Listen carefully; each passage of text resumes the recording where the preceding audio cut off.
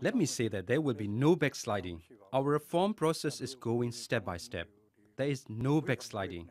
We are now on the track towards democracy and going at a steady pace.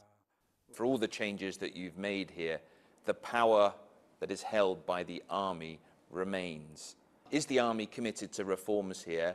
Because at the moment it seems like they're not willing to give up their grip on power. It's not true that reforms have been stalled because of the military. The Burmese army does not get involved with political parties and is only concerned with the national interest.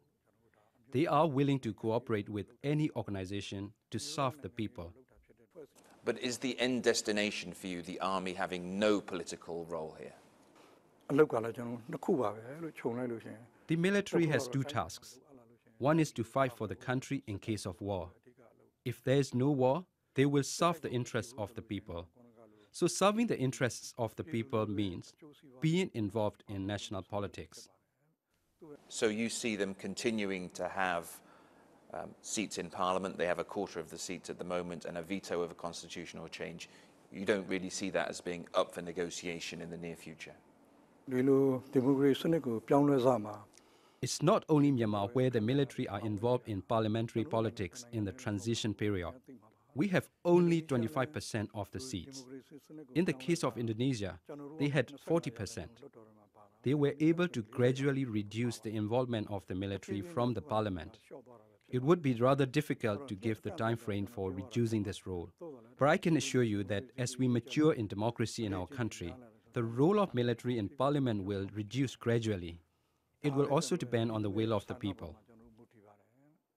Aung San Suu Kyi still can't be president of this country because she's got British children.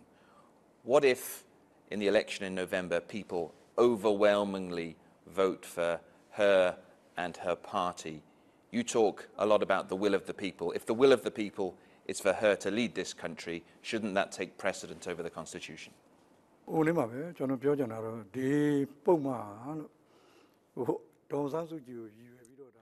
This clause is not meant specifically for Aung San Suu Kyi. In fact, this was already written in the Constitution of 1947 that was drafted at the time of General Aung San, her father. Our country is situated between two populous countries, India and China, so the leaders of our country have always had to safeguard our sovereignty and integrity. Otherwise, our country would be dominated by these bigger ones. These concerns were considered and drafted into our constitution. For the constitution to be changed, it has to be discussed in Parliament and then approved by a referendum. If the people approve the amendment of the constitution, I can go along with it, and I have no objection on the amendment of the constitution.